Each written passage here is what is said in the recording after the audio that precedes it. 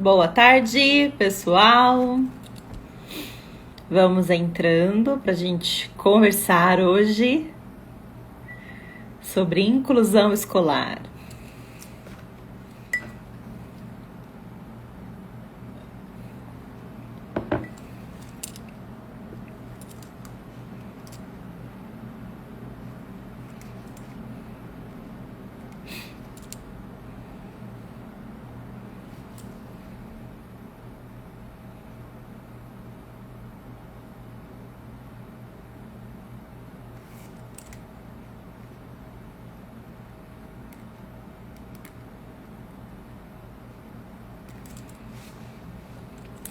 Marcando as perguntinhas aqui.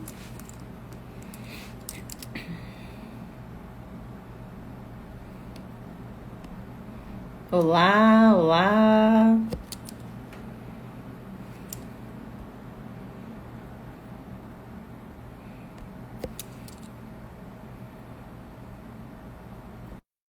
Deixa eu aceitar minha convidada aqui. Helenise.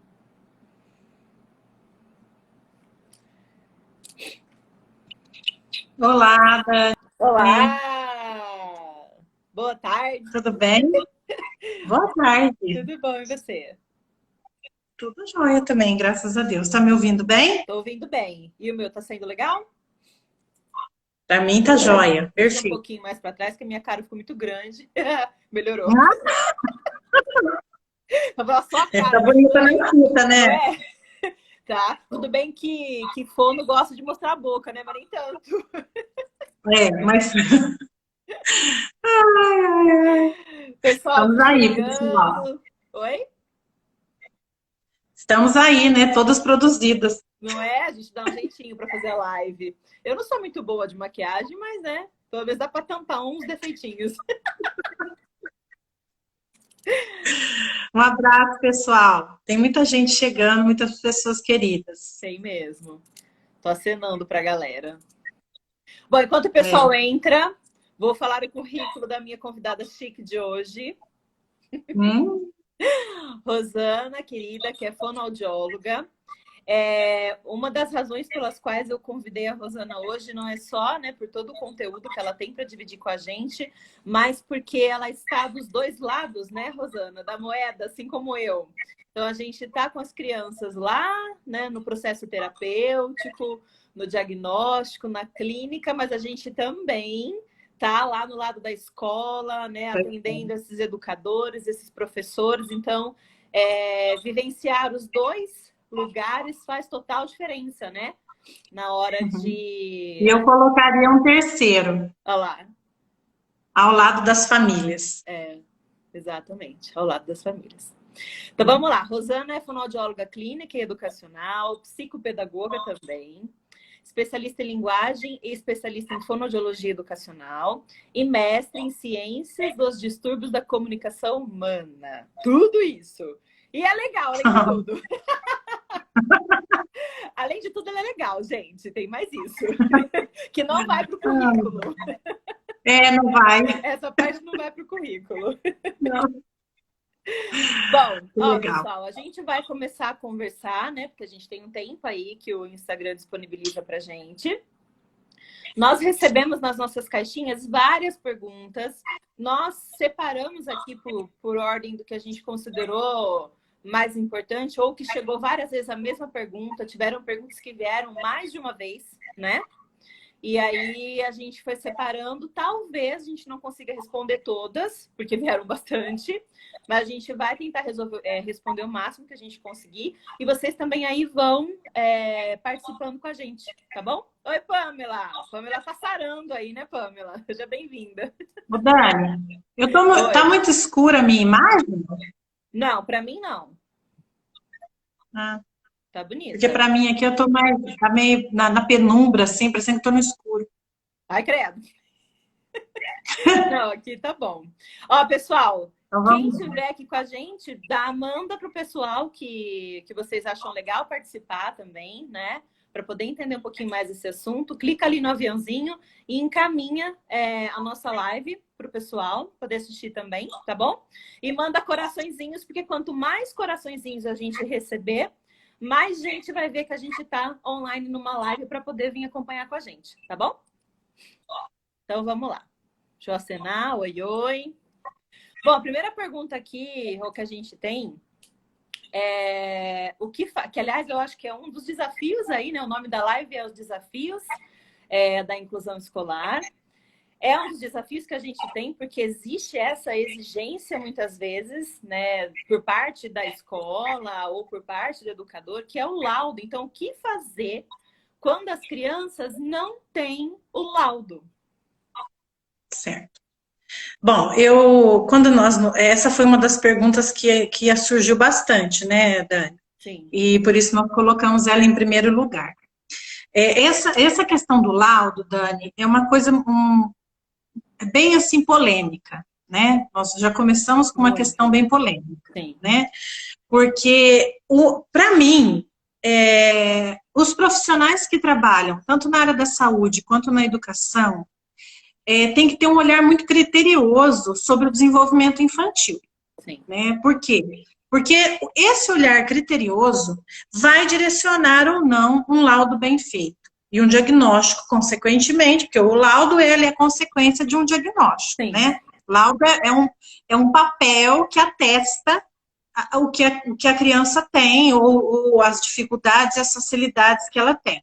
Né? O que está por trás deste laudo, né, deste documento oficial, ele vai direcionar toda a intervenção, toda a estimulação precoce que deve acontecer em casa, que deve acontecer na escola, desde a educação infantil.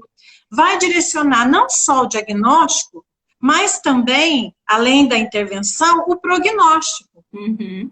Né? Porque um laudo bem feito, ele é feito em equipe, dependendo do que precisa ser avaliado, são os profissionais que entram em ação ou não, vamos dizer assim, de forma resumida. Né? Os exames complementares que estão envolvidos, né?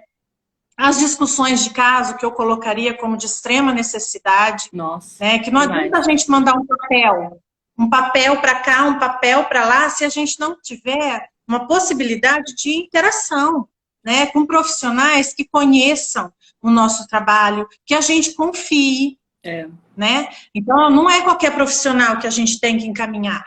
A gente tem que confiar nos profissionais. Se você não confia nos profissionais que está atendendo o seu filho, ou que você vai procurar, é melhor nem ir. Não é? A pessoa tem que mostrar para você que ela é competente para fazer tal avaliação, né? E aí, essas questões são muito importantes. Então, muitas vezes a gente escuta falar assim, o laudo é só para pôr um rótulo. Para mim, não é. Que na verdade, eu vou te cortar um pouquinho, Rô. O que você está falando é algo que acontece muito. Quando a gente fala desse rótulo, tem laudo que vem para a gente, parece rótulo mesmo. Vem escrito só, tipo assim, a criança tem autismo, a criança tem deficiência intelectual, a criança tem isso, só, mais nada, né? Não vem descrito qual é a habilidade que está rebaixada, não vem descrito qual é o grau, por exemplo, né, dessa alteração, como é que funciona essa criança, não há discussão sobre isso. E aí, acaba virando um rótulo mesmo, porque tá lá, né? Uma coisinha de nada que pra gente acaba, assim, facilitando, de entre aspas, dizendo que a criança tem, mas não nos norteia pra gente poder incluir essa criança, né? É isso que tá querendo dizer, não é?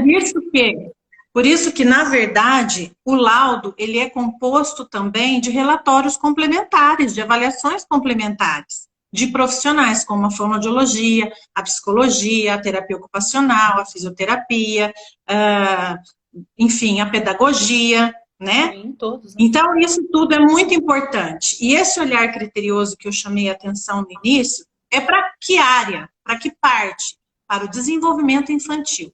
Então, não tem como eu pensar num diagnóstico ou pensar se uma criança está dentro do esperado ou não, se eu não entendo, por exemplo, dos marcos de desenvolvimento, o que é esperado para cada faixa etária. E aí, quando eu não sei isso, Dani, eu incorro numa negligência com o desenvolvimento infantil. certo? Com certeza. Vai naquela velha frase que a gente já está acostumada. Cada criança tem seu tempo, calma, calma, calma. E nisso, a mãe vai pagando o preço de que ela está muito ansiosa. Ela está muito ansiosa, está muito ansiosa. E a criança vai ficando atrasada. E essa angústia, essa ansiedade que realmente surge nos pais, por falta de uma orientação, por falta de uma intervenção, por falta de um acompanhamento adequado, gera mais problemas para a criança. Muito, porque vai criando hábito, né, Rô? Eu não consigo fazer isso, então eu tento de outro jeito, ou então eu mudo meu comportamento para poder me sentir melhor. Essa criança vai virando uma bola de neve e essa mãe não sabe o que fazer, porque a mãe não tem o conhecimento, né? Os pais são as últimas pessoas que vão ter o conhecimento, eles não estudaram para isso, diferente dos profissionais que estão na educação e do profissional que está lá na clínica, né? Com certeza. E ela também vai me direcionar a questão do laudo. O que eu vou fazer? Que tipo de trabalho eu posso fazer com essa criança? Quais as metodologias mais eficazes? Quais as estratégias cientificamente comprovadas que surtem efeito em determinada síndrome, em determinado diagnóstico, em determinado problema de aprendizagem?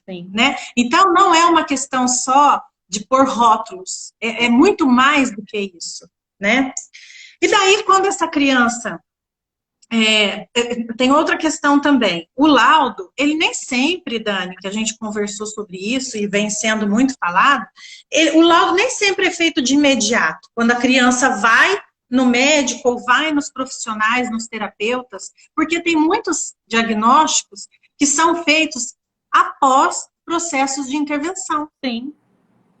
Entendeu? A dislexia é uma delas. Sim. Quando chega uma criança de 6 anos para mim, eu jamais posso dar um diagnóstico de dislexia em vista de várias questões que compõem um diagnóstico dessa patologia. Um delas é não resposta à intervenção. Questão de maturação neurológica. Eu só posso atribuir um diagnóstico de dislexia, por exemplo, né, após 9 anos. Sim. Então, eu estou dando um exemplo. Né? O TDAH, a mesma coisa. Né? Tem gente fechando diagnóstico de TDAH em idades erradas, que a criança não desenvolveu ainda algumas áreas neurológicas que são responsáveis pela atenção, não recebeu a estimulação adequada. Então, a questão do laudo é uma coisa muito complicada, muito séria e muito criteriosa, que demanda um olhar de várias pessoas de forma atenta. Mas isto não significa que esta criança e esta família e este professor não possam ser acolhidos, não possam ser ouvidos, entendeu? Então, eu acho que, assim, a questão do laudo em si, ele traz muitas coisas ao entorno e que complicam a relação. Por quê? Porque não é porque não tem o laudo, porque está faltando trabalho, porque está faltando a orientação, tá bom, não vai fechar o laudo? Tá, mas o que nós vamos fazer então? Exatamente. Nós vamos trabalhar questões que estão atrasadas, para ver como essa... Então, o laudo, gente, ele é, vamos dizer assim, um ponto do processo, mas ele não é nem o início nem o fim. Exatamente. Você concorda comigo, Dani? Não, eu não só concordo, como assim, a gente vê uma legião de crianças que não recebem o que a gente chama de intervenção, monitoramento, acompanhamento. Então, é aquela história, né? É como você deu um exemplo aí. Uma criança com dislexia só vai poder receber o seu diagnóstico de dislexia aos 9 anos. Então até aos 9 anos eu não faço nada com essa criança. Como assim, né? Ela não vai ter dislexia a partir dos 9. A gente vai, enfim, conseguir dizer por A mais B que essa criança tem dislexia por volta dos 9 anos. Mas, enquanto ela não chega nessa idade diagnóstica, eu preciso ajudar essa criança e ajudar essa família e ajudar esse educador, né? E aí isso acontece com todos os laudos, com todos, né? Criança com qualquer tipo de problema que fica se esperando esse laudo como se ele fosse salvar essas crianças. E não, a gente salva a criança lá antes, no comecinho, no caminho dela do desenvolvimento, né? Então, se você percebe que a criança tem dificuldade, você tem que ajudar. Houve-se uma... E esse eu acho... E esse, desculpa te cortar, a gente combinou que não ia se cortar, não, né? Mas a gente se corta, não tem jeito, não consegue. E essa questão é uma questão muito importante que eu sempre digo para os pais e para os professores. Nós estamos caminhando para um diagnóstico, Mas, independente disso, vamos fazer o que precisa ser feito. Sexta-feira ainda disse isso para uma mãe aqui no consultório, sabe? Não preocupa tanto não é que não é preocupa, não é essa palavra que eu quero falar, porque eu acho que a gente tem que preocupar, sim. Né? Mas assim, não sofra, não se angustie tanto, mas o que você pode confiar que o que precisa ser feito para o seu filho com relação à comunicação, eu estou fazendo. Exatamente. Entendeu? A gente precisa passar essa segurança para a família e também para o professor. Olha, professor, nós estamos caminhando para um diagnóstico. E a intervenção clínica e educacional fazem parte desse diagnóstico. Sim. Nós vamos agir assim, assim, assim. O que o senhor tem feito? Eu tenho feito isso, isso, isso. Então, olha quanta coisa o senhor tem feito, professor, que tem auxiliado esta criança. Ou, eu já fiz isso, isso, isso, isso, isso, Rosana, e não adiantou nada. Pois é. Né? Então, essa questão do laudo é um assunto gigantesco, sim, mas aos meus olhos é uma questão que a gente precisa ampliar o olhar para isso.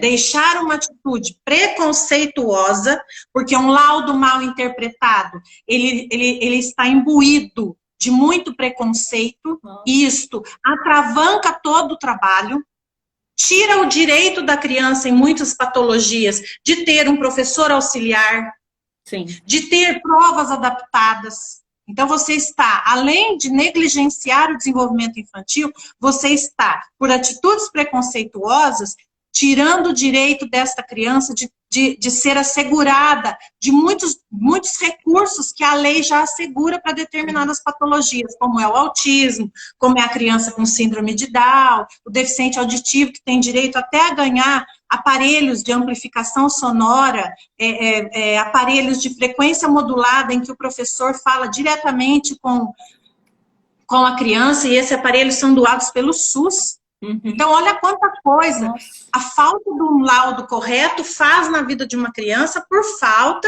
de uma atitude consciente. Consciente. Né? Então, eu acho importante a gente falar sobre essas coisas, sim, né? E que a gente ajude a escola e a família e outros terapeutas que estiverem nos assistindo a pensar, refletir sobre essas questões, né?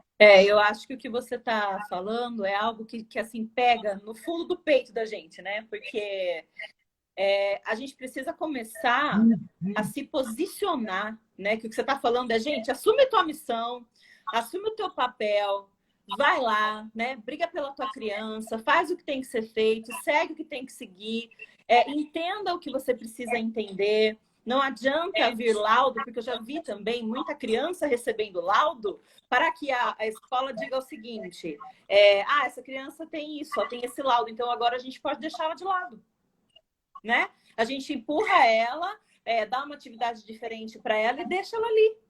Isso também não resolve. Ou seja, o que vai resolver a vida da criança não é o laudo, é a postura, né? É o posicionamento, é a responsabilidade dos profissionais que estiverem trabalhando diretamente com essa criança, junto com a família. Que é o que você está dizendo. E com o laudo na mão, né?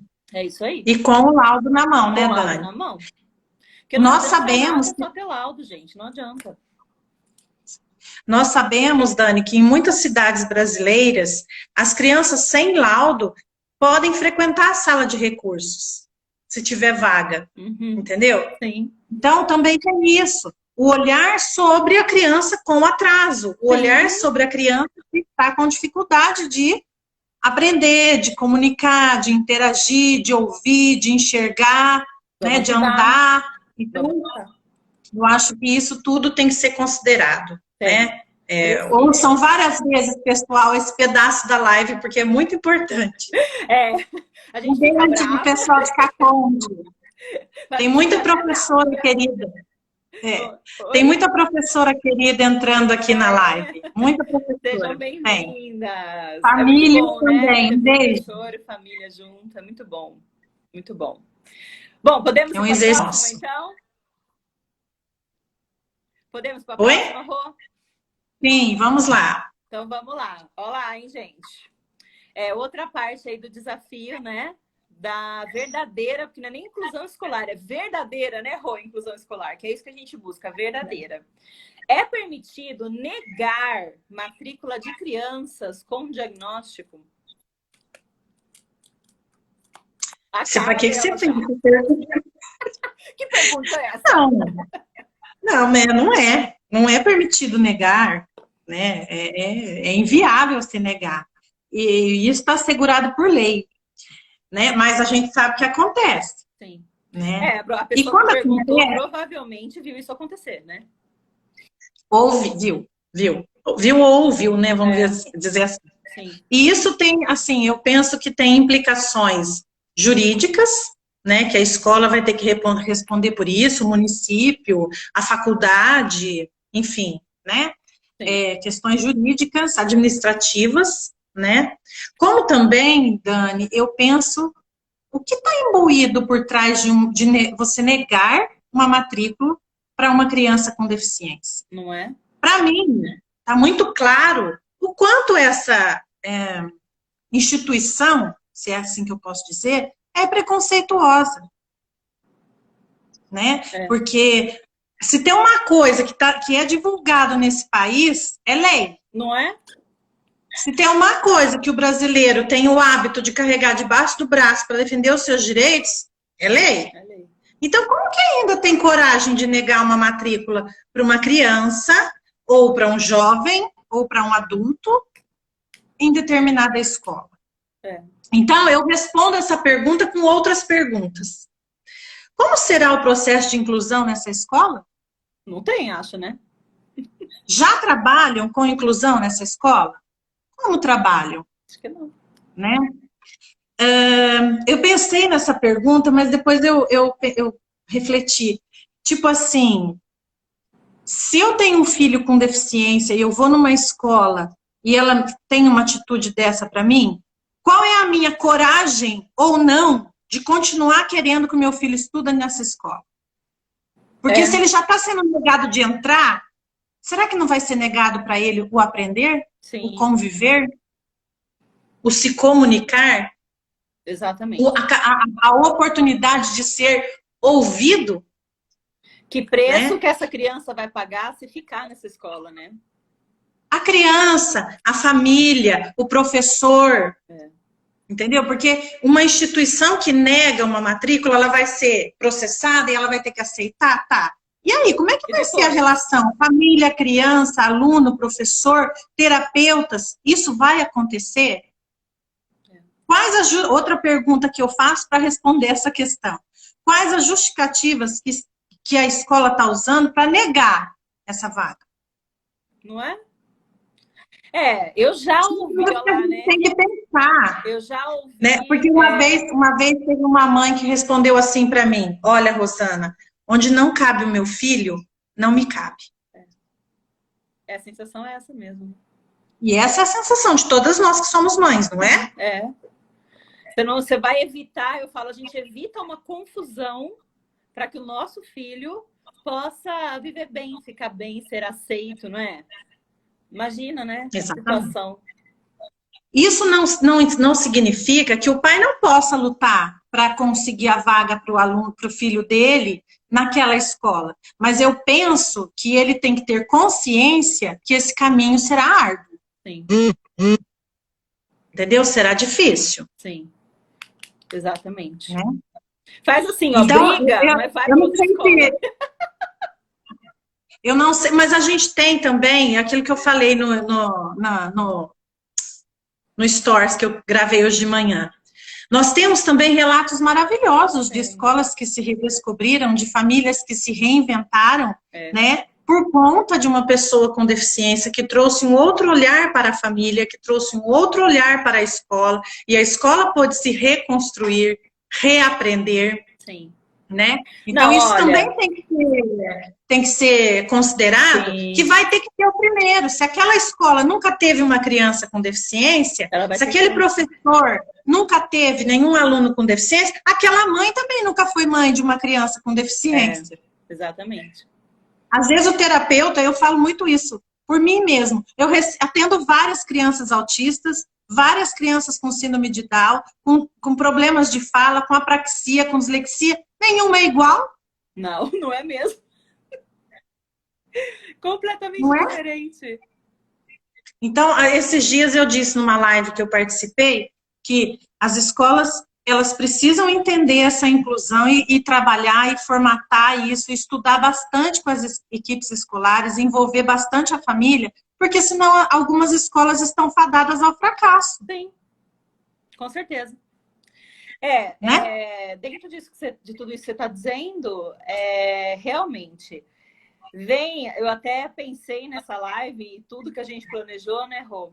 Justamente porque eu tenho recebido, e você também, muitas pessoas perguntando sobre inclusão, querendo saber sobre inclusão, entender, seja professor, seja coordenador de escola, diretor, seja pais, seja profissionais que estão na linha do atendimento, tá todo mundo querendo, seja fono educacional, seja psicopedagoga, tá todo mundo, uma onda, que eu acho que é uma das ondas positivas que essa pandemia trouxe, né? Porque meio que a necessidade da inclusão, ela deu na cara das pessoas quando veio essa questão do ensino remoto, né? A gente precisa incluir de verdade essas crianças, entender como é que faz isso.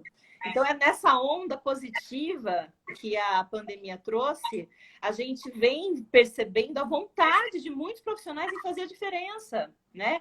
Em realmente garantir que essas crianças aprendam, que essas famílias sejam acolhidas, que esses professores não se sintam tão perdidos, porque fica todo mundo perdido e a coisa não acontece, né? Então, tudo isso que você falou agora foi o lado positivo, né, dessa pandemia, de todo mundo querer fazer, querer acontecer. E isso me faz muito feliz, faz você muito feliz, todo mundo que está aqui também fica feliz, porque a gente não tem uma criança, a gente tem várias crianças precisando de ajuda. E que se você ajuda no momento certo, você garante o futuro dessas pessoas quando forem adultas, né? Ou se é uma pessoa que está lá na faculdade, você auxilia ela a viver mais para frente, ser independente. Então, assim, a magnitude desse trabalho de inclusão, ali na hora parece que não é tão grande assim, mas no decorrer da vida da pessoa, ele tem um peso que é incalculável, incalculável. Com certeza. Obrigada, Rosana. Hoje meu bebê Matheus está aprendendo a falar, a olhar nos meus olhos. Ainda não fui ao teu consultório te agradecer pessoalmente. Sempre minha esposa está presente, mas logo eu irei. O Marcos, Rafaela, mandando um recadinho para você. Ai, que lindo. Beijo. Uma família maravilhosa, cheia de força. Não é? Que não deixou a peteca cair nem um minuto dessa pandemia. O trabalho nunca é sozinho, né, Rô? Nunca. Costurando belíssimamente o trabalho terapêutico com o escolar. A mãe não deixou nada a desejar, nem na terapia e nem na escola. Parabéns, Rafaela e Marcos. Parabéns. Belo trabalho. Bom, vamos então, falando em paz, em fazer a sua parte, a próxima pergunta é sobre isso, né? Provavelmente a pessoa que perguntou também viveu alguma experiência nesse sentido. E quando os pais não fazem a sua parte? Que deve ser no sentido de não levar para terapia, não levar para avaliação, alguma coisa assim, né? Aí é complicado. Mas é uma realidade no nosso país. Né? De dimensões continentais e com tanta diversidade socioeconômica e cultural que nós temos no nosso país. Nossa, nós temos regiões do país muito ricas e temos regiões do país muito pobres, com índice de alta vulnerabilidade social. Sim. E daí, como é que fica? Né? O pai não... Aí eu começo... As perguntas que você me trouxe me fazem questionar. Por que ele não faz a parte dele? É negligência ou é falta, né, de onde procurar, falta de ter como procurar, falta de cultura, são tantas coisas que podem levar essa família, né? Falta de orientação. Exatamente. Né? Ele não faz porque ele trabalha o tempo todo e não consegue acompanhar nada, não consegue levar o filho dele em nada, nem nas reuniões. Ele não faz porque ele não tem noção, conhecimento suficiente para saber porque aquilo é tão importante e primoroso. Ele não faz porque ele tem tanta dificuldade quanto o filho. Eu já vivi situações, Dani, em que a mãe falou para mim, doutora, Tá ótimo, ele tá lendo melhor do que eu. Pois é. Aí você fala assim, nossa, e como que ela vai trabalhar a leitura com ele em casa? Pois é, não consegue. Isso não é uma realidade brasileira? É. Então, eu penso assim, nós terapeutas e educadores temos que, mais um papel, além de fazer o nosso trabalho acontecer, é empoderar essas famílias, para que cada vez mais nós temos menos pais deixando de fazer as coisas, deixando de cumprir a sua parte. Exatamente. Eu já escutei também de muitos pais, nossa, eu não sabia que era assim que fazia. Já de pais que vieram de outros tratamentos e falaram assim, nenhuma fono me falou que tinha que fazer isso e por que tinha que fazer. Mandava eu fazer. Por quê? Mandava eu fazer, mas nunca me falou por que era importante. Agora, você falando, a senhora pode ter certeza que eu vou arrumar tempo para fazer. Eu achava bobeira, eu achava que era brincadeira. Pois é. Né? Um exemplo claro que eu dou de relação escola-pai, os professores, principalmente nos anos de alfabetização, eles precisam muito que as crianças treinem a leitura. Né? Tem muito. Mas se você fala para o pai, né? Olha, pai, treina a leitura, manda um recado, leia este texto. O pai é agrônomo, o pai é, sei lá, agricultor, o pai estudou até a 8ª série, o pai tem pós-graduação em química, sei lá, enfim, independente do grau de instrução, se ele não for da área da educação e alfabetizador, ele sabe treinar a leitura do filho dele? Não sabe. Então, como é que ele vai treinar? Se eu, além de dizer que tem que fazer, não der as ferramentas e não treinar com ele. Exatamente. Eu tenho vivenciado muitas situações dessas, Dani, aqui no consultório, de não só dizer que é importante, mas pôr o pai para dentro. Então, assim, hoje, o que eu poderia dar de solução? Use a tecnologia ao nosso favor, terapeutas e professores. Filme a sua criança lendo, lógico, com autorização da família, sim, e mande para o pai. Eu quero que o senhor faça desse jeito com ele. Repete isso aqui, ó. Siga, tipo assim, siga o mestre. Entendeu? Sim. Siga o modelo. Né? Porque se é um pai que não sabe fazer aquilo, por que eu tenho que mostrar uma figura e pedir para a criança falar o nome? Por que eu tenho que brincar com ela de carrinho? Enfim, né? Eu coloquei isso como também um questionamento, porque são histórias diversas. Sim. Né? Outra coisa que eu coloquei aqui, Dani, que eu acho muito importante, o nosso país, ele tem uma política muito assistencialista. Sim.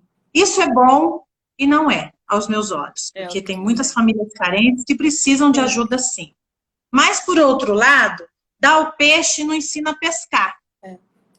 E essas famílias, ao longo de uma cultura brasileira de assistencialismo, elas não aprendem a pescar. Então, elas ficam sempre esperando a assistência chegar. Sim. Entendeu? Isso então, é muito claro, mais que nunca agora, né? Exatamente. Então, nós precisamos lidar com os casos em específico. Não tem uma receita, pessoal, não tem. Não sei se a pessoa que fez a pergunta para a gente está nos ouvindo ou se ela vai nos ouvir depois, mas não tem uma receita. O que eu coloco para vocês como possibilidade, conhecer o contexto familiar desses pais, entender onde mora, o que faz, o que não faz, trabalha, não trabalha, trabalha no quê, qual que é o horário de trabalho, qual é o nível de conhecimento que eles têm, do que a criança tem. Foi explicado para esses pais o que essa criança tem, o que a gente está pensando que ela tenha, por que tem que levar em determinado profissional ou não, né? Então, tudo isso, né? E eu penso que a gente tem que criar situações na sociedade para que esses pais sejam conscientizados, para que a sociedade seja conscientizada, para ao longo de um tempo, a cultura deixe de ser tão assistencialista,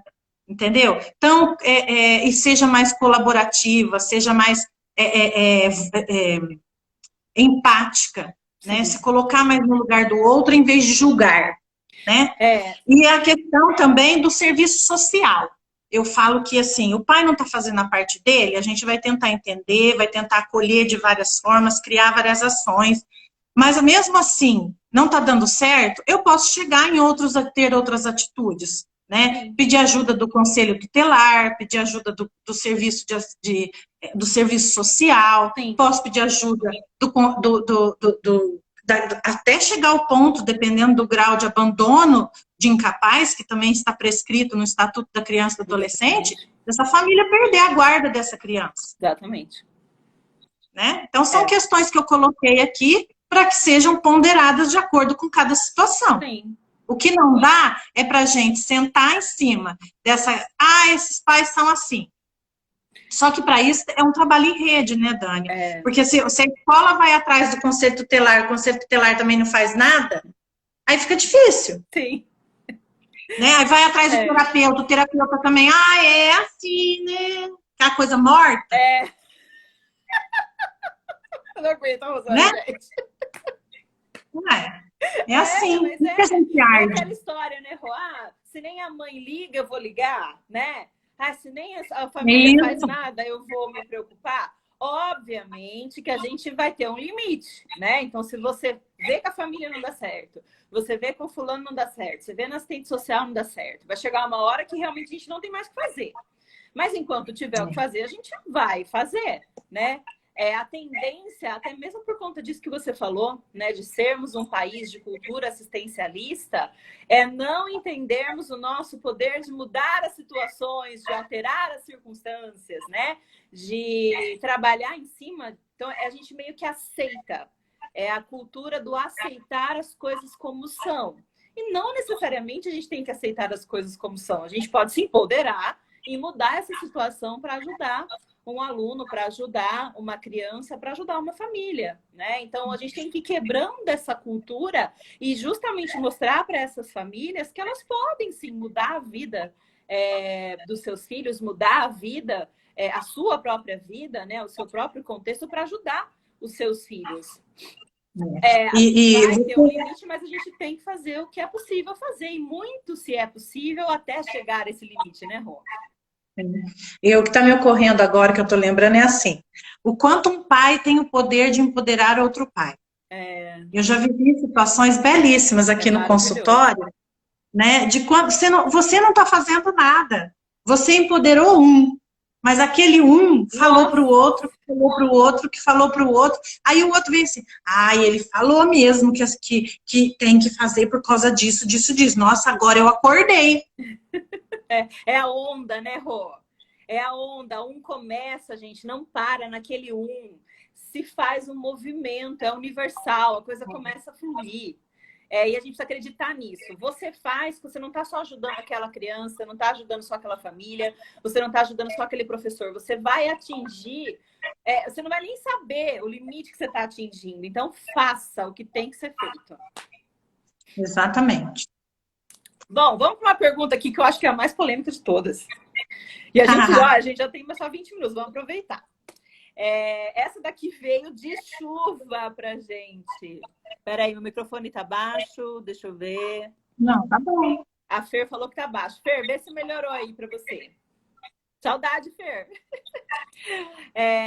Quem é o profissional responsável pelas adaptações?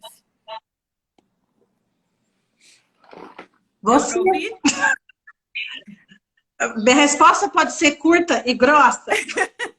Pode. Você. Olha lá, viu? É todo mundo, né? Eu coloquei aqui assim, são todos os profissionais que estão envolvidos. A família tem responsabilidade nessas adaptações, os terapeutas têm responsabilidade nessas adaptações, a sociedade tem responsabilidade nessas adaptações, né? Na escola, quem é responsável pelas adaptações escolares? Todos. Cada um com a sua função. Então, o que eu quero dizer com isso? O diretor é responsável por adaptações curriculares maiores, de grande porte dentro da escola, né? Então, grandes mudanças demandam a intervenção do diretor, do prefeito, né? Dos gestores públicos e dos gestores educacionais. O contexto de uma sala de aula, onde essa criança vai sentar, ou alguma coisa que precisa estar disponível para ela todo dia, na hora que ela chegar, você vai ter que falar com gente, com peixe grande, digamos assim, né? Sim.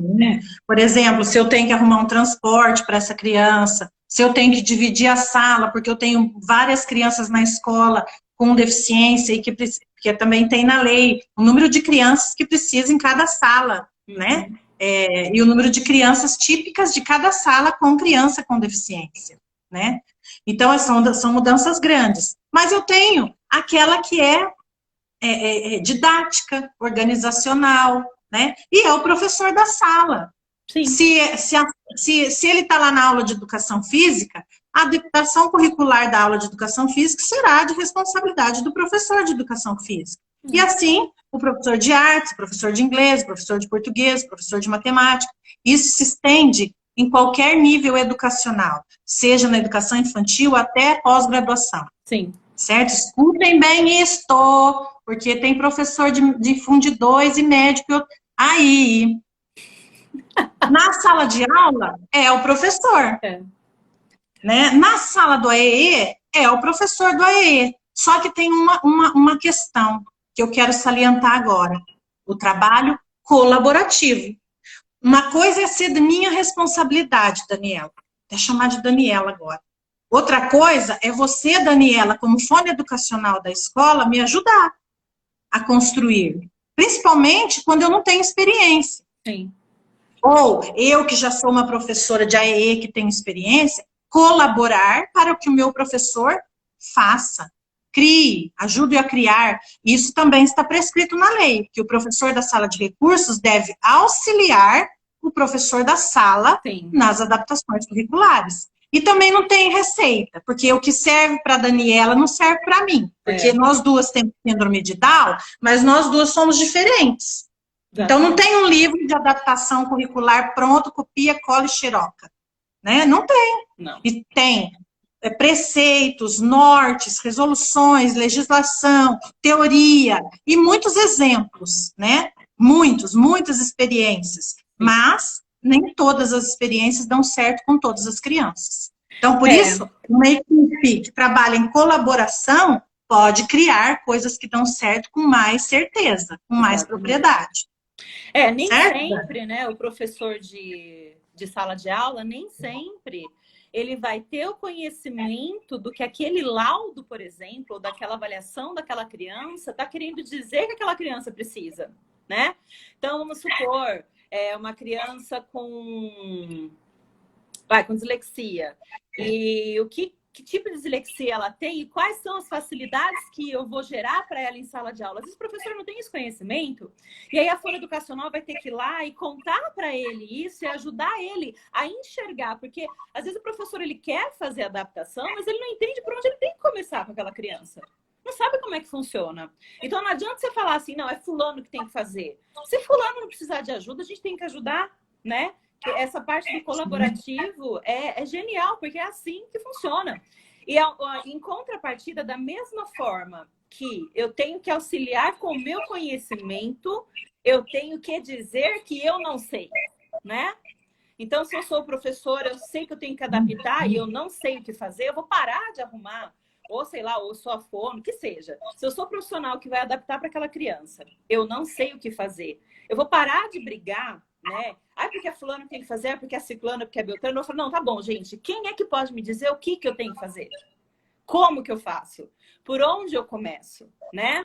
Então, a gente tem sempre essa postura de não sou eu, né? Fulano, é ciclano, deixa que não sei quem sabe. E a criança vai ficando para trás. A gente tem que, não, tá bom. Quem vai fazer? Como que faz? Que jeito que funciona? Quem me ajuda? Então, é novamente o que a gente vem falando desde o começo, né, Rô? Que a Rô começou maravilhosamente lá na história do laudo, dizendo que é o posicionamento. É você pegar, abraçar o teu trabalho, a tua missão e ajudar essas crianças, né? Esses alunos, essas pessoas. A gente fala criança porque é costume, né? Mas como você disse, todas as áreas, todas as fases da educação, né? Até na pós-graduação. E se tem eu fiz questão de dar possibilidades em todas as respostas. E a possibilidade de sair, de resolver este problema desse questionamento, eu começaria pela formação continuada da equipe escolar. Entendeu? Essa é a receita. esse é o caminho. Não tem como um professor, um gestor, um terapeuta, uma família entender quais são as necessidades de uma criança se ele não tiver conhecimento. Sim, exatamente. Conhecimento, formação continuada. Não é um curso, uma palestra que vai resolver o nosso problema. É formação continuada. Isso vai fortalecendo a equipe, fortalecendo a relação, fortalecendo a colaboração, trazendo teoria, construindo, errando, sabendo analisar o que está certo e o que está errado, porque tem gente que não consegue nem entender o que está certo e o que está errado. Sim, não. Bem aquele ditado, um cotopo, um covô, né? E outro ditado que é verdade, né, Rô? Conhecimento é poder. Tem que conhecer, tem que entender, tem que saber o que acontece com aquela criança, tem que se abrir, né, Rô? Porque é que nem você falou, você pode ter 2, 3, 4 crianças com síndrome de Down e todas vão ser diferentes. Todos vão precisar de adaptações diferentes, né? Autistas, disléxicos, não interessa, são indivíduos que precisam de coisas diferentes. Tem uma outra orientação, uma outra adaptação que é geral, que funciona para todos, tem. Mas, no geral, para você mudar a vida daquela criança é de forma individual, não tem jeito. Por isso entender, né? Por isso se abrir para o novo, não ter medo dessas crianças, desses alunos, dessas pessoas a serem incluídas, porque o novo assusta, né, Rô, demais. Demais. E a gente vai parar de ter medo do novo e enfrentar, Quer exemplo do tanto que nós assustamos com tudo que nós vivemos nessa pandemia? Né? E na verdade, quer exemplo, pois é, não teve todo mundo que se virar. E na verdade, Dani, essa questão das adaptações curriculares, hoje em dia a gente já está enxergando de uma outra forma. Não é você que tem síndrome de Down que vai fazer uma atividade diferenciada. Porque muitas vezes o teu coleguinha do lado está vendo e ele também está morrendo de vontade de fazer a atividade daquele jeito. É verdade. Né? Aí você trabalha com o tal e cria desatenção no que está do lado, porque ele não dá conta de fazer porque ele está olhando na tua. Então, hoje em dia, a gente fala no desenho universal de aprendizagem, em propostas educacionais que sejam feitas para todos. Para todos. Então, eu não tenho que adaptar para um, eu tenho que mudar o meu jeito de pensar em que eu consiga englobar todos. É lógico que se eu tenho gravidades maiores, vão exercitar mais movimento meu para aquela criança, né? Sim. E essas dificuldades, elas podem ser minimizadas dependendo da forma com que eu trabalho com elas, desde muito precocemente. Sim. Né? Essa história, inclusive, gente, tem uma live da Rosana sobre isso, com uma amiga dela que é arquiteta, né, Rô? Que tá no canal dela, para vocês verem, sobre desenho universal, é maravilhosa, tá? Quem não assistiu, assista, para entender esse conceito, né? Que eu não vou fazer algo diferente para o meu aluno que precisa, mas eu vou tentar fazer algo que atenda a necessidade de todos, para que todos participem juntos, né? Possam aproveitar juntos. Quem fez o curso de RTI, quem conhece o RTI, a parte de intervenção coletiva é mais ou menos isso, né, Rô? Sim, exatamente. Porque todos vão participar. Todo mundo participa da intervenção coletiva, sejam crianças de risco ou não. Então, tá lá dentro da sala de aula, vai participar de toda a intervenção coletiva da primeira camada. Então, é mais ou menos esse pensamento do desenho universal que a gente tem que ter para aprendizagem, né? Envolver todas as crianças, porque eu só sou incluída quando eu posso fazer igual o meu amigo. Senão, eu tô sendo diferente, né? Isso não significa que não terá momentos em que aquela criança precise de olhares diferenciados para ela. Não significa isso. E nem que a gente vai facilitar demais para as crianças que são típicas e impedi-las de aprender mais que elas podem aprender, não, né? Não é isso também. É um equilíbrio aí, né? É um meio termo aí, onde você consegue fazer com que todos se sintam acolhidos e todos sejam participativos. Mas é difícil entender isso só escutando nós duas falar agora, sem todo um preparo, sem estudo, sem leitura, sem discussão em equipe. É impossível muitas vezes. Sim. Por isso que às vezes a gente escuta, isso aí, ó, tudo balela. Pode ser que seja balela mesmo. Se você está escutando isso pela primeira vez e no seu meio social, é um meio social preconceituoso. Pode ser que para você seja balela mesmo. Sim. Bom, vamos tentar, ó, só que a gente tem 10 minutos, Rô, então você tem que responder essa pergunta em 5. Tá. Apesar que eu acho que a gente veio respondendo essa pergunta no decorrer da live, mas aí você pontua, tá bom? Que os últimos 5 minutinhos eu quero contar novidade pro pessoal. Então, olha lá. Quais são os desafios mais encontrados na inclusão em sala de aula? Certo. Vamos resumir um pouco do que a gente falou, né, Dani? Agora, Bom, eu penso assim, nós temos vários desafios da inclusão na escola, na sala de aula, né? É a questão do desafio do diagnóstico, né? De ter o diagnóstico e quando tem, é o que a gente está falando, eles não são iguais. Sim, pois é. Né? Então ele é autista, então ele é igual ao Joãozinho. Não, ele não é igual ao Joãozinho, ele é igual a Maria. Não, ele também não é igual a Maria. Né? Então tem esse desafio. Outro desafio que eu pontuei aqui, as questões sociais e econômicas do nosso país, que eu já citei anteriormente. Isso é um desafio imenso, imenso, imenso, né? Enquanto eu tenho uma escola que está progredindo, evoluindo na inclusão, tem a outra que ainda está negando a vaga, dentro de um próprio país, de um único país. Enquanto eu tenho crianças que vão ter uma equipe completa para fechar esse diagnóstico, eu tenho crianças que estão há meses ou há anos em fila de espera. Nunca vai sair esse laudo, né? Exatamente. Tem questões específicas da escola. Então, desafio para ter materiais, né? Adaptados, materiais que se usam na sala de recurso. Sim. Embora a gente saiba que tenha verba para isso, né? Sim. E a educação é um setor do município que recebe uma verba considerável para capacitação de professor. Maria Seno que fala, né, que é a prima rica da prefeitura. A questão de acessibilidade, tão falada, mas ainda tão precária, né? A questão de comunicação, né? A questão da legislação, embora nós já dissemos que há muita legislação, mas tem gente que não se debruça sobre isso e acaba metendo o pé pelas mãos e depois paga caro por isso, porque eu já me deparei com situações em que o juiz determinou multa por dia para a escola que não fazia adaptação para uma criança disléxica. Multa por dia para a escola. Certo? Multa por dia. Recursos humanos, Dani. Outro desafio, né? Você ter pessoas predispostas a mudar o jeito de enxergar o mundo.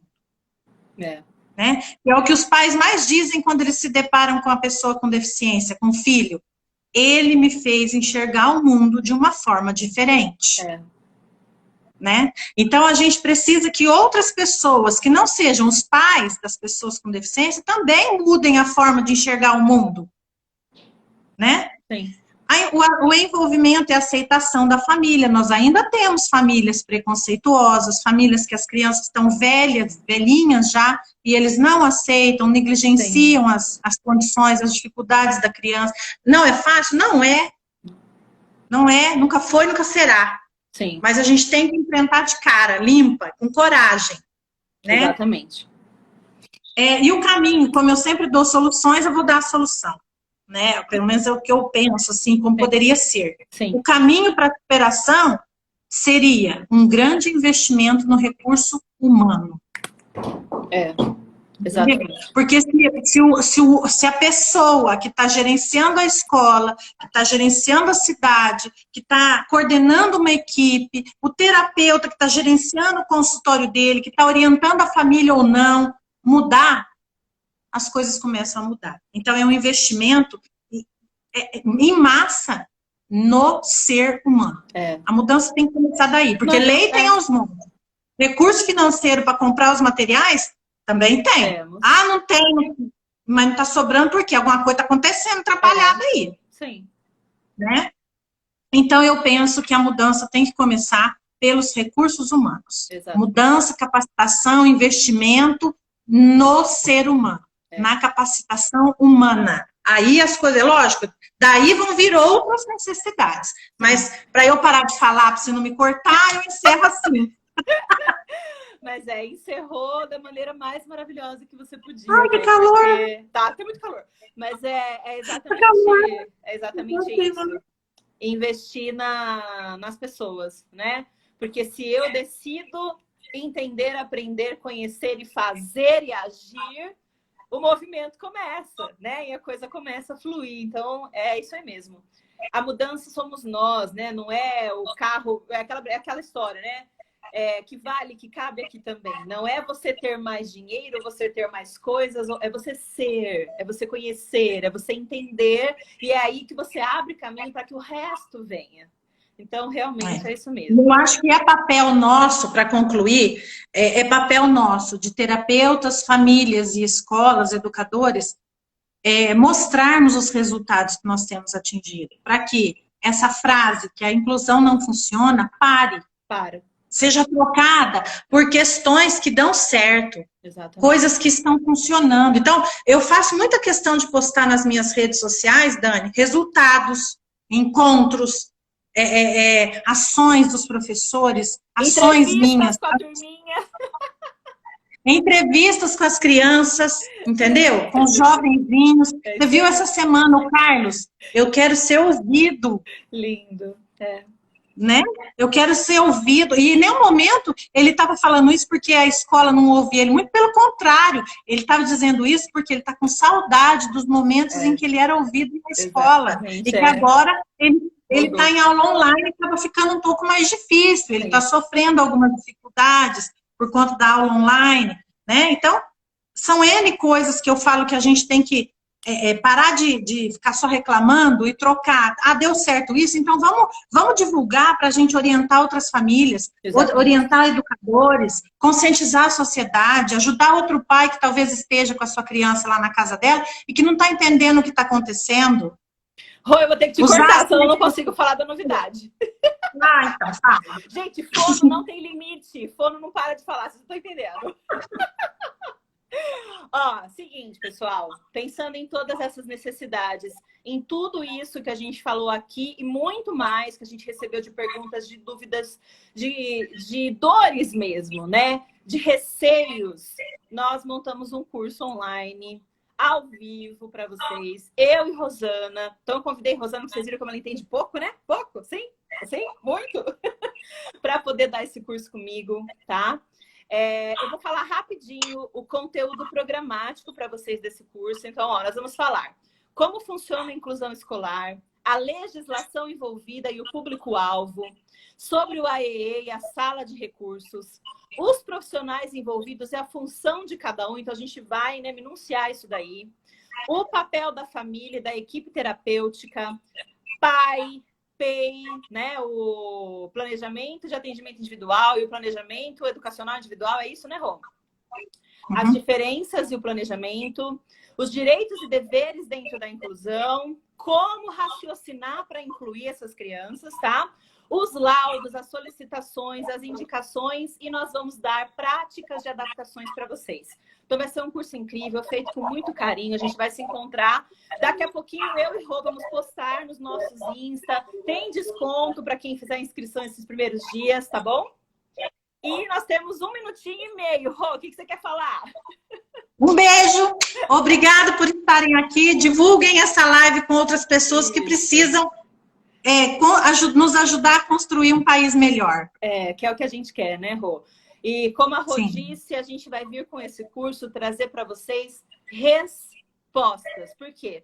A gente não quer só ter aluna no curso para ganhar dinheiro, a gente quer iluminar a cabecinha de todos vocês para que esses alunos, essas crianças recebam o que elas precisam, tá bom? Então venham, as famílias também podem vir, a gente vai ter o maior, o imenso prazer de dividir essas noites de aulas com vocês, viu, pessoal? Obrigada por estarem aqui com a gente, Rô. Obrigada por essa parceria. A gente até se emociona, né, Rô, quando a gente fala da nossa parceria, porque a gente tem a mesma vontade de fazer essa mudança no mundo educacional. Então, eu estou muito feliz também, viu, Rô, por ter você comigo. Obrigada. Obrigada, eu que agradeço. Um beijo, gente. Beijo. Famílias, educadores, todo mundo que está aí conosco, terapeutas, colegas de trabalho, né? Professores, meus amados professores, eles sabem o tanto que eu gosto, admiro e dou força para que as coisas aconteçam, Não né? é? E as famílias também. Não, nós estamos numa onda de muita gente querendo fazer a diferença, então a gente tem que aproveitar isso, né, Rô? Eu falo, tem muita coisa ruim no mundo, mas tem muita gente boa querendo fazer a diferença. E essas pessoas estão aqui com a gente, com certeza. Isso. Beijo, e a questão dos pais também poderem fazer o curso, isso é bom.